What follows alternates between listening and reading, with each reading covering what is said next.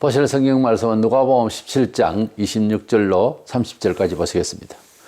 노아의 때에 된 것과 같이 인자의 때에도 그러하리라. 노아가 방주에 들어가던 날까지 사람들이 먹고 마시고 장가들고 시집가더니 홍수가 나서 그들을 다 멸망시켰으며 또 롯의 때와 같으리니 사람들이 먹고 마시고 사고 팔고 심고 집을 짓더니 롯이 소돔에서 나가던 날에 하늘로부터 불과 유황이 비오듯 하여 그들을 멸망시켰느니라. 인자가 나타난 날에도 이러하리라. 아멘. 우리 구약 시대의 성경을 보면 두 번의 큰 심판이 있었습니다. 한 번은 노아의 때의 물심판이고 또 한 번은 소돔 고모라에 유황불비가 내려서 다 태워버린 불심판이었습니다.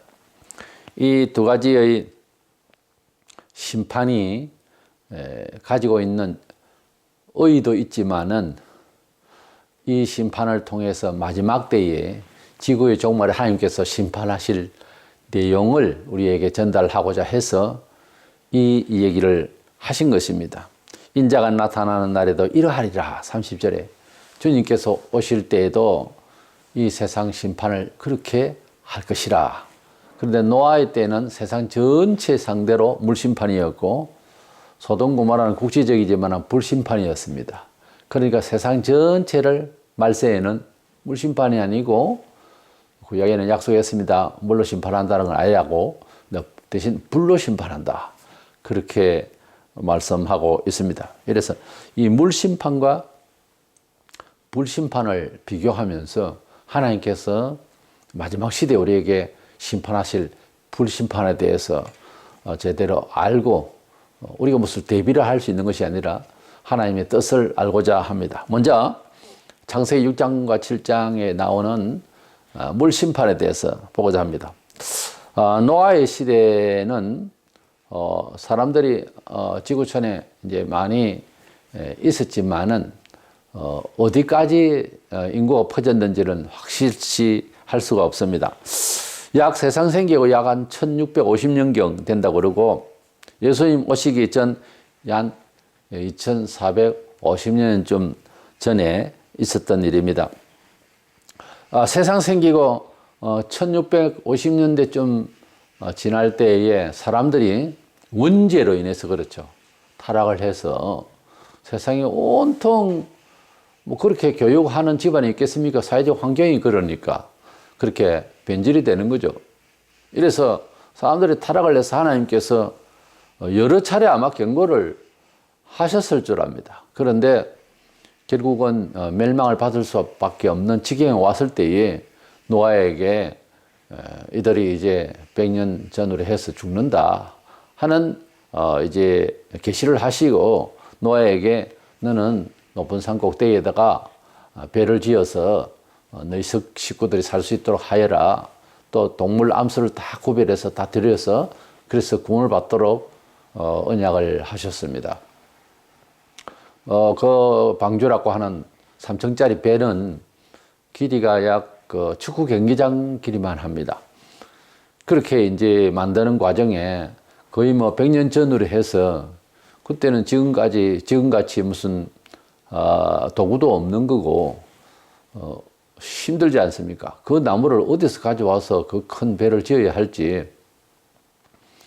물론 하나님께서 하시고자 하면은 뭐 방법이 다 있겠죠.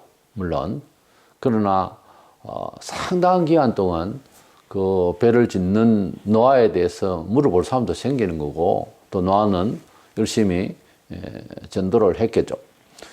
그러나 그들은 듣지를 않고 결국은 멸망을 받게 되는데 그때 당시에 사람들의 정서가 도덕적 정도가 어디에 있냐면은 창세기 6장 5절에 여호와께서 사람의 죄악이 세상에 가득함과 그의 마음으로 생각하는 모든 계획이 항상 악할 뿐임을 보시고 그랬습니다.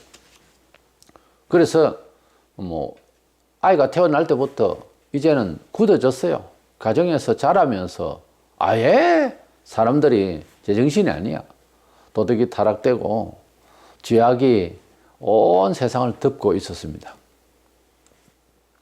근데 하나님께서 노아의 8식구를 구원하시기 위해서 이제 온 세상은 다 물러서 심판하게 되고 방주를 짓게 하셨는데, 그런데 물심판은 그래도 노아 8식구가 있어서 인종을 또 번식할 수 있는 그런 케이스로 만드셨고, 또 나중에 보면 물이 다 감하여져서 또 이제 천지에 이제 나무가 나고 동물들도 이제 방주에서 나와서 또 새끼를 치고 이렇게 다시 재생할 수 있는 그런 번식할 수 있는 기회를 얻긴 했어요. 그런데 그때 당시에 사람들이 물심판을 예고했을 때에 창세기 6장 이전의 내용을 보면 비가 왔다든가 홍수가 그동안에 몇 번 경험을 했다든가 하늘에서 비가 오는 그런 그 내용이 없어요. 혹시 있다 하더라도 그게 문제시 될 만큼의 어떤 경험이 되었으면 무슨 기록이 있을 겁니다. 그런데 산꼭대기에 물까지 다 차고 온 세상을 물로서 덮으리라고 하는 이 말씀에 대해서 노아도 처음 경험이죠. 단지 하나님의 뜻은 분명하게 그렇게 된다고 하는 것을 믿는 사람이지만은 뭐 경험은 없잖아요. 근데 사람들이 그 말을 듣고 과연 감동을 받을 수 있는, 우리 사람이 경험한 바에 의해서 감동을, 제 어떤 정보를 접수하게 돼 있어요. 생전 처음 보는 거는 어리둥절하죠, 일단은. 근데 그걸 경험하면 나중에 어리둥절하지 아니고 당연시 받아들이는 인지의 관통이 생겨요. 근데 처음 듣는 이야기란 말이에요. 처음 듣지만은 하나님께서 심판을 하신다는 또 심판의 이유를 말씀을 하실 때에는 기분이 나쁘든 감정이 어떻든 인지가 어떻든 어떤 생각이든 간에 신의 뜻이다 이렇게 생각을 하고 받아들일 수 있어야 되는데, 노아의 입장하고 그때 당시 이웃하고 뭔 차이가 있습니까? 근데 미경험 분야이고 또 사회적으로 또 이런 경험을 누가 말한 적도 없고 하는 상황에서 결국은 어느 날 비가 오기 시작해 가지고서 40일 동안 주야로 비가 왔는데 산꼭대기까지 물이 차버렸다. 사람들은 그럴 수가 있겠느냐, 비가 와가지고. 그렇지 않아요. 샘물도 터지고 물이 불어오르고 주야로 40일 동안 장대 같은 비가 오면요, 과거에 제가 경남 지방에 있었는데 마산에서 딱 2시간 정도 비가 왔는데 버스 길에 물이 차고 계단을 올라간 1층의 집들도 차서 지하에 있는 모든 건물에 물이 다 들어가 버렸어요. 딱 2시간 왔는데. 그래서 그때 당시에 모든 목사님들과 지하에 개척회 하시는 분들은 화를 당했죠. 모든 목사님들이 하는 말씀이, 저는 마산 옆에 있었습니다만 40일 동안 주야로 비가 오고 이제 새물이 터지고 만약 그렇게 되면 산꼭대기 아니라 얼마든지 그렇게 차고 오르겠더라 그랬어요. 그 2시간 동안 그랬는데요, 24시간을 찼으면은 물이 도시를 담았을 거예요. 근데 그게 열흘만 돼도 웬만한 산은 다 덮어버립니다. 그렇게 비가 많이 왔어요, 그때. 원래도 비가 상당히 많이 와서 비 피해가 많았는데 엄청난 비가 갑자기 쏟아지면은 사람이 또한 대비를 못 하잖아요. 멸망이죠, 뭐. 이렇게 물심판 때는 일단 사람들이 경험이 없던 일들에 대해서 긴가민가도 아니고 아예 안 믿었겠죠. 그러니까 안 믿어진다의 차이점이 지금 이 시대를 사는 우리 정서에는 어떤 원인일까 제가 생각을 해봤는데, 노아 때 사람들의 미경험 분야이기 때문에 그렇다고도 할 수 있지만은 지금 우리의 입장에서 심판에 대한 메시지에 대한 둔감이 어디서 볼까? 예수 믿는 사람으로서도 교회를 다니면서도 그런 심판에 대한 말씀의 그 메시지에 대한 것이 둔감하다면 어떤 걸까? 제가 말씀드리기로는 경험도 되지 아니하고 했기 때문에 그렇다고 소극적으로 말씀을 드렸는데 좀 적극적으로 말하자면은 회개가 안 돼서 그래요. 왜 이 말씀이 맞나 하면 사람이 개인적으로 은혜를 받고 죄를 토해내고 회개하게 되면요, 종말론적 사람으로 바짝 긴장을 하면서 살게 돼 있어요. 그 경험을 한 사람은 제 말 뜻을 알아요. 회개가 들뜬 사람은 내세에 혹은 심판에 대해서 둔감해져요, 사람이. 일상을 살아가는데 인생에 있어서 개인적으로 하나님의 견책을 받거나 징계를 받거나 또는 이제 죽음을 당할 때에, 물론 자연사도 있고 성교도 있고 다 죽음은 오는데 어떤 멸망이나 징계 같은 경우도요, 회개가 들떴을 때 두렵습니다. 그러나 회개를 충분히 하고 마음이 정화가 되고 하나님을 바라보는데 부담이 없는 그런 사람으로 준비가 되어 있으면 그렇게 두렵지는 않습니다. 모든 문화생활 그렇잖아요. 모르면 두렵고요, 적을 알면 치기가 쉽잖아요. 모든 게 마음의 준비가 안 돼 있으면 모르면 당하는 거죠. 그래서 하나님의 뜻은 우리 사람으로서 가장 중요한 것은 거룩이에요. 구별되어 있는 거룩한 영혼이 되어 있어야 됩니다. 어떤 일이 발생을 해도 하나님께 물어볼 수 있는 여유가 생겨요. 그렇지 않으면 일을 당할 때 당황만 하는 거죠. 노아 때의 사람들이 그랬었어요. 아무런 대책을 할 수가 없었어요. 왜요? 경험도 안 해본 일이지만 그것은 물 심판이라고 하는 지구촌에 완전 덮어버리는 이것을 경험 못한 것도 있지만은 죄가 많아서 둔감해진 영향으로 그렇게 멸망을 받게 된 것 아닌가 하는 것입니다. 이래서 물심판은 일단 전 세계를 상대로 해서 이렇게 처음 있는 무슨 그런 홍수 심판이었는데 이 심판에 대해서도 우리는 대책할 수가 없는 그런 벌을 받았고, 단지 다시 지구에서 이제 생존할 수 있는 이런 제2의 이제 시조가 될 수 있는 이런 노아 시대가 되는 이런 형편으로서 지구가 완전히 멸망을 받아서 없어지진 않았습니다. 두 번째, 이제 불심판에 대해서 생각을 하고자 하는데요. 지금도 하늘에서 유황불비가 내려온다고 하는 소돔 고모라, 지금 그 지역이 사해이지 않습니까? 그래서 소금바다가 되어 있는 그 사해라고 하는 지역을 성경에 비추어 볼 때는 이 소돔 고모라 시였거든요.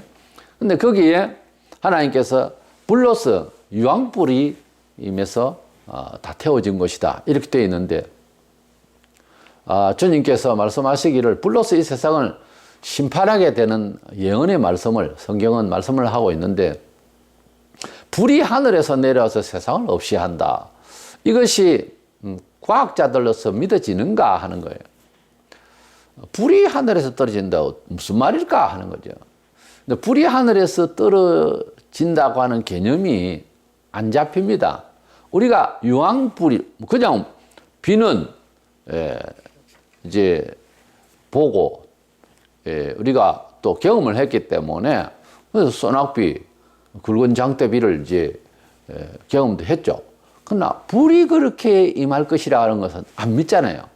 노아 때 사람들처럼 똑같고 소돔 고모라 시민들도 그렇게 말했을 때 그것을 믿지를 못했어요. 왜? 그런 경험은 없잖아요. 처음에 노아 때에 하늘에서 물이 비가 와서 산꼭대기까지 오를 것이다, 물러서 멸망될 것이다 하는 말에 대해서 인지 능력이 없습니다. 왜? 죄로 말미암아 둔감해졌어요. 지금 우리가 소돔 고모라 시가 불로서 심판받을 때도 그때 당시의 사람들도 인지 능력이 없어요. 왜? 엄청난 죄 속에 있어서 그 도시가. 그런데 지금의 이 시대를 사는 초과학 시대, 지식이 많은 이 시대라도 감지 능력이 없어요. 왜요? 사람은 지식으로 교육한다고 되는 게 아니에요. 영혼이 변화된다고 하는 것은 아무리 과학적으로 혹은 도덕윤리적으로 세상에 그 모든 선생이 가르쳐도 영혼이 변하지는 않아요. 영원히 하나님 심판할 거다. 이거 모릅니다. 알 수가 없어요, 절대. 왜 그럴까? 그런 지식의 교과서가 없어서 그렇다? 아니요. 죄가 있어 그래요. 우리는 단순히 도덕적 반성 이런 거 가지고서 하나님을 접견을 할 수가 있는 건 아니에요. 그럼 어떤 거냐? 우리 스스로 할 수 있는 정서가 아니에요. 성령께서 우리에게 근본을 흔들어 줘야 돼요. 근본적으로 너는 죄인이다 하는 것을 알게 하는 시간이 있다니까요. 그때는 땅이 끄져라 통곡합니다. 완전히 하나님 앞에 붙잡혀서 하나님 앞에 사람은 나뿐만 아니고 인생은 제 덩어리라는 것을 알게 되고, 그래야 이제 심판이 뭔지를 제대로 알게 되는 거예요, 원래. 그래서 심판에 대해서 아는 것도 은혜의 영이, 계시의 영이 임해야 사실은 알게 되고, 그 근거는 성경이죠. 그래서 성경을 읽고 듣고 신뢰하고 간절할 때 어느 시에 그런 확실한 깨달음이 임재하게 됩니다. 구약시대 때보다 지금 종말의 죄악은 어떤 것일까? 불롯이 심판받던 소돔 고모라 씨가 얼마나 큰 죄인이었다는 것을 말세에 우리의 죄악상을 보면 알아요. 아, 이런 죄들을 지었구나. 지금 연구를 해보면은 성도덕 타락이라든지 문화생활의 전반에 걸쳐서 소돔 고모라 씨가 얼마나 큰 죄인이었다는 것을 지금 이 시대가 비슷하게 가고 있는 거예요. 그러니까 불신발하는 거예요. 노아의 때에는 죄가 땅에 가득했습니다. 그런데 말세가 되면은 죄가 하늘에까지 가득 차다. 이렇게 죄질과 수치가 더 다릅니다. 계시록 18장 5절에 그의 죄는 하늘에 사무쳤으며 하나님은 그의 불의한 일을 기억하신지라 그랬어요. 노아의 때는 세상에 만연하고 가득했다 이런 정도지만 표현이, 계시록의 말세에 대한 예언을 보면 하늘에까지 사무쳤다 그랬어요. 뭐 물론 공해로 인해서 우리가 관리를 잘 못하고 삶의 양식이 아무렇게 해가지고서 지금 오존층이 찢어지고 그것이 죄다 뭐 이렇게 말을 할 수 있지만, 물리적인 것보다 영적으로 우리의 죄악의 질과 수치가 하늘까지 막을 정도로 그렇게 죄가 많다라는 것입니다. 이래서 이 물심판 때는 세상이니까 세상을 물러서 그야말로 씻는다는 개념으로 이렇게 물로 빨래하듯이 세척하듯이 이렇게 하는 그런 뜻으로 이제 씻으면 될 정도로 할까요? 그래도 사람은 못 쓰겠다 해서 물로서 심판을 하셨는데, 불로서 심판할 때는 불로서 심판한다면 마치 쓰레기를 태운다 하는 그런 식이에요. 그러니까 못 쓰죠, 이제는. 아예. 쓰레기 통까지 다 타는 거야. 이래서 하나님께서 불로서 심판을 하실 때에는 다시 거기에서 살 수 있는 여지를 두시는 것이 아니에요. 소돔 고모라에 그랬거든요. 완전히 녹아버렸어요. 말세에는 그렇게 심판을 할 것입니다. 그런데 물심판 때도 그랬지만은 소돔 고모라 시민들이 불로서 심판한다 했을 때에 우리의 죄성을 가진 같은 사람으로서 제가 얼마나 더 있고 적고 간에 다 죄인이기 때문에 통하는 건 있을 겁니다. 소돔 고모라 시민들이 하늘에서 불이 내려와서 불로 태울 것이라는 말을 믿을 수 있겠어요? 그럴 수도 있다라는 생각을 할 수 있겠냐고요. 우리가 세상 일에 있어서 엄청난 이야기를 듣는다든지 정보나 엄청난 사건이 터졌을 때 처음에 소식을 들으면 그럴 리가 있나 이렇게 되죠. 갸우뚱하고 에이 그건 있을 수 없는 일이지. 보통 그런 반응이 생기잖아요. 경험이 두텁고 많은 사람은 그렇지는 않죠. 대부분의 보편적인 시민 의식이 하늘에서 불이 떨어질 것이다. 그걸 어떻게 감동을 받아요? 그럴 수 있겠다. 어떻게 생각할 수 있어요?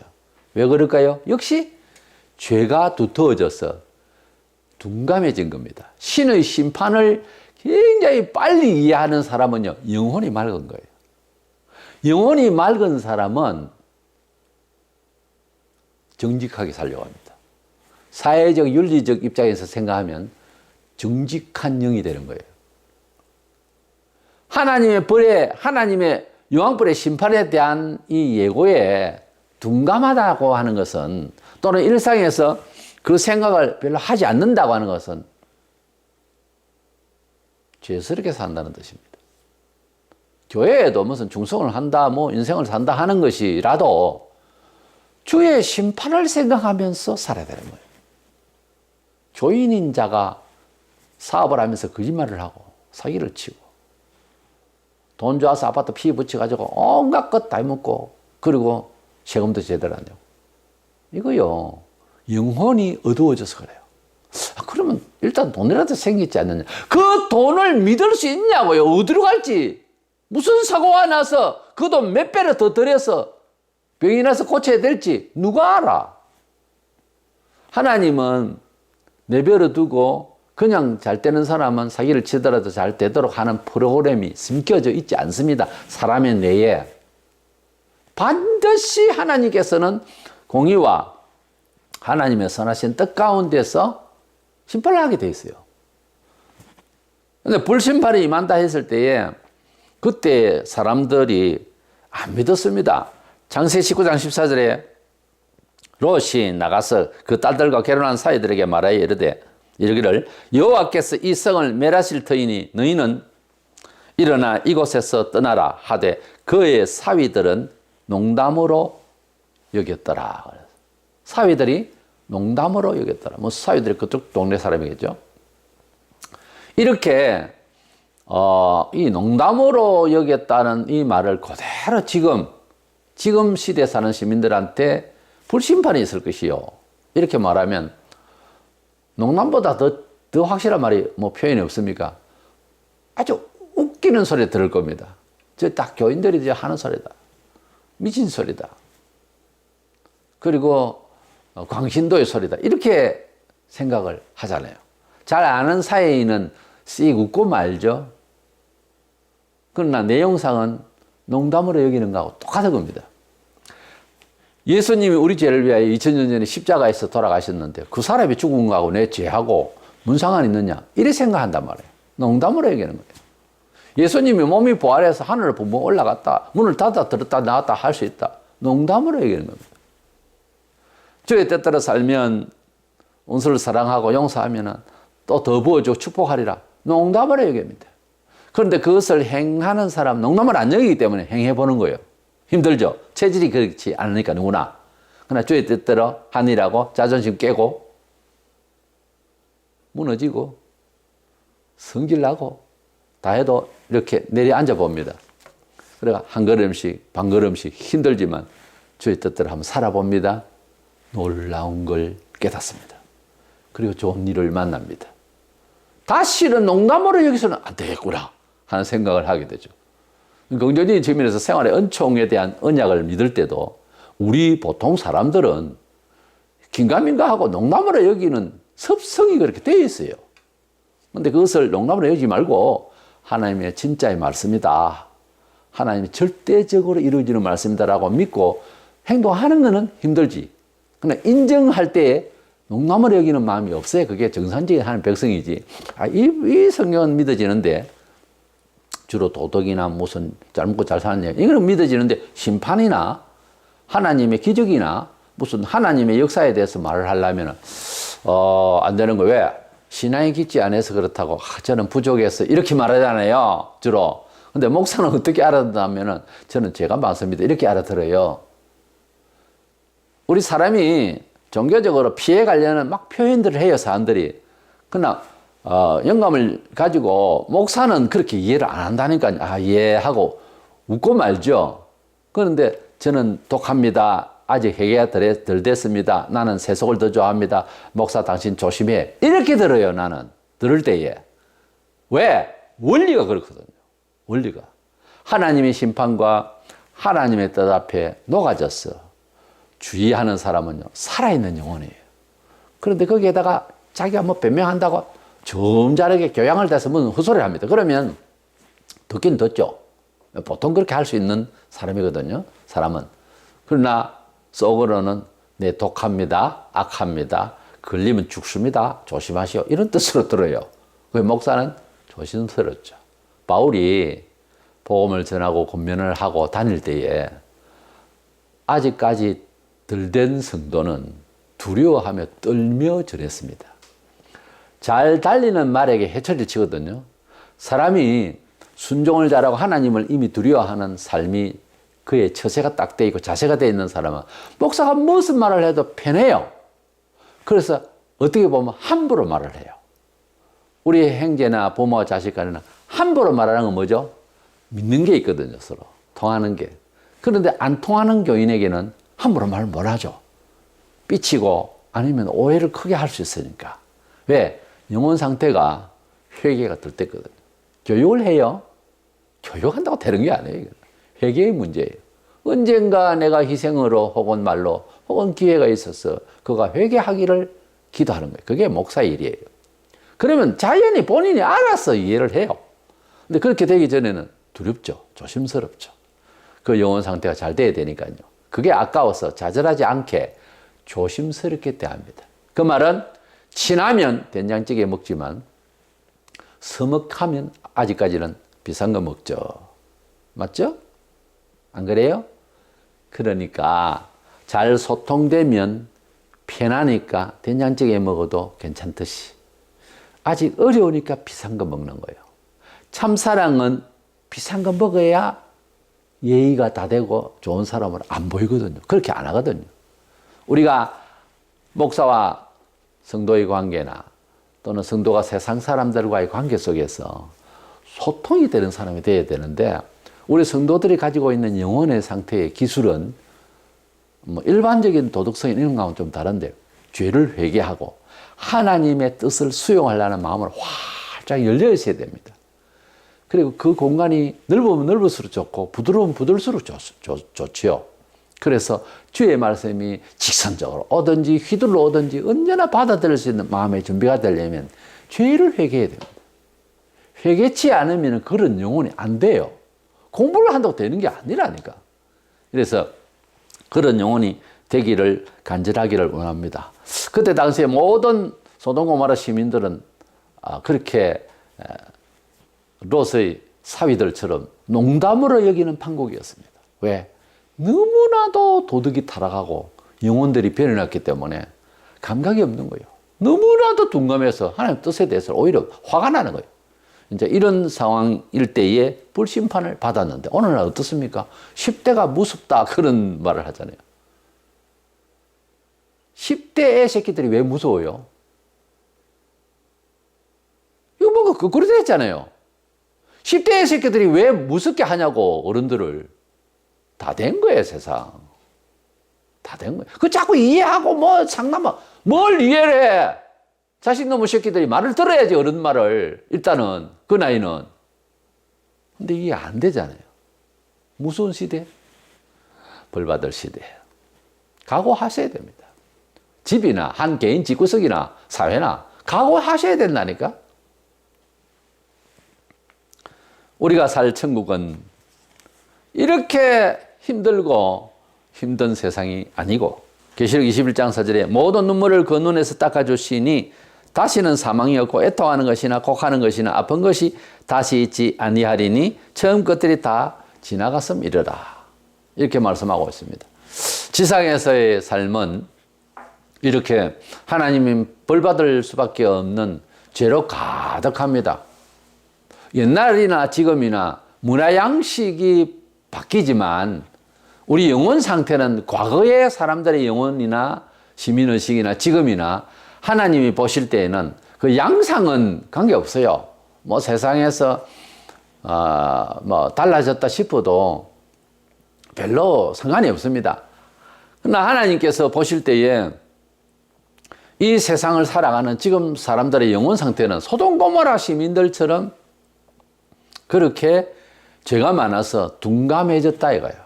하나님의 뜻을 못 알아듣는 거예요. 세상의 일에 대해서는 예민하게 잘 대처를 하는데 하나님의 뜻에 대해서는 모르는 거예요. 안 열려 있다 이 말이에요. 그런데 하나님의 나라에 가면 이제 예수님을 구주로 믿는 이 조건이 근본이 됩니다. 부활해서 영원한 천국에 살게 될 때. 근데 하늘나라에 가면 똑같이 정신이 열릴까 하는 생각을 해봐요. 근데 저 개인적으로는 아니라고 생각해요. 별과 별들의 밝기가 다 다르듯이 성경에 있는 대로 태양과 달과 별과 별들의 영광이 다 다르듯이 그랬잖아요. 고린도서 15장에. 그래서 그 영광이 다르다고 하는 말은 그 지적 지성이 지금 우리식으로 말하자면 각양 다르다고요. 그곳에 가도 영적 정도가 다르기 때문에 그 빛의 영광과 만족도 같은 천국에 있으면서 같은 예수 믿고 기쁨이 다르듯이 같은 천국에 있으면서도 그 영광스러움의 취향이, 직업이, 감성이 차이가 있습니다. 같은 천국에 사니까 기본적으로 영생 천국에 사는 거죠. 그러니까 공경매할 것도 아니라고요. 지상에서 사는 정도만 보면 알아. 하나님의 나라에 가서 취하게 될 자신의 은혜는 지상에서 다 쌌습니다, 본래. 갑자기 죽고 나니까 모두가 다 똑같다. 아니죠. 부활의 몸으로 기본적으로 상상을 초월하는 기쁨은 있겠지. 그러나 거기에 아니 세상에는 다 그렇잖아요. 남들보다 더 좋기를 원하죠? 처지고 바보되고 벌 받기를 원해요? 아니잖아요. 천국에도 마찬가지예요. 그 차도가 달라요. 그러나 미워하고 질투 그런 건 없는데 차원이 다르다고. 우리가 같은 은혜를 받으면서도 자기의 은혜에서 만족할 수 있어요. 얼마든지 질투 안 내고. 그러나 그 차원하고 더 영적으로 깊은 차원하고는 차원이 다르더라는 거지.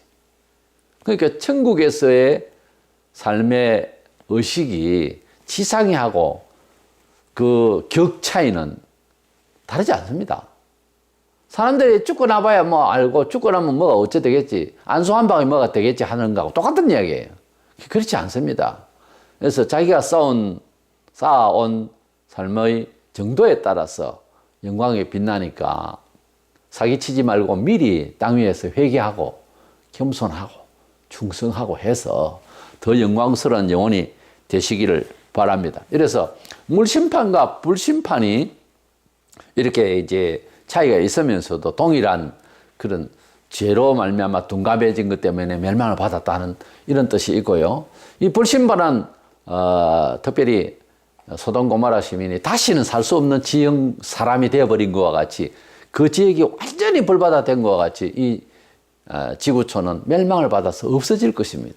새하늘과 새 땅을 준비하신 주님께서 우리에게 가져오실 때에 우리는 그곳에서는 이제 눈물도 없고 병이 없고 사망이 없어서 영원한 만족을 누리게 될 것인데 그 안에서도 차원이 다른 영성이 조금씩 다른 그런 이제 영광이 있으니 지상에서 미리미리 많이 자기 자신을 위한 수고를 더 해서 더 영광스러운 차원이 되고 그러니까 이런 겁니다. 교회에서 요즘 참 기도 생활 많이 하니까 얼굴이 밝습니다. 그러면은 어떻게 용서했습니까? 어떻게 그렇게 많이 헌금을 하셨습니까? 그것을 어떻게 참아냈죠? 이런 소리를 듣는 일들을 많이 만들으라고요, 내 말은. 사람이 괜찮습니다. 그냥 존경스럽습니다. 그러면서 비싼 밥을 먹는 사이처럼 되지 말고 된장찌개를 먹고도 이렇게 통할 수 있을 만큼 목사의 마음과 잘 연합이 되고 성도들과 마음이 잘 연합이 되고 하나님과 잘 소통이 되려면 죽는 마디가 나도록 회개하고 더 충성스러운 사람이 되어서 하늘에 가서까지도 영광스러운 영광의 빛을 받는 그래서 하나님의 상을 받는 교회 되시기를 축원합니다.